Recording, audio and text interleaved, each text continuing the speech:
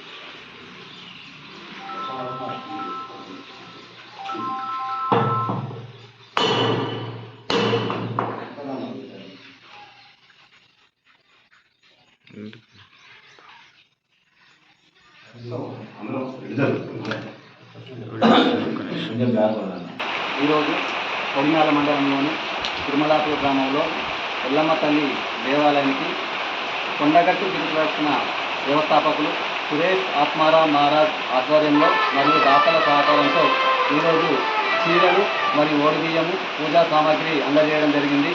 ఎందుకంటే ఆషాఢ మాసంలో అమ్మవారికి ఎల్లమ్మ అమ్మవారి రామ లక్ష్మణ జానకి జై బోలో హనుమాన్ కి, రామ లక్ష్మణ జానకి జై బోలో హనుమాన్ కి, జై శ్రీరామ్ జై శ్రీరామ్, జై హనుమాన్ జై హనుమాన్.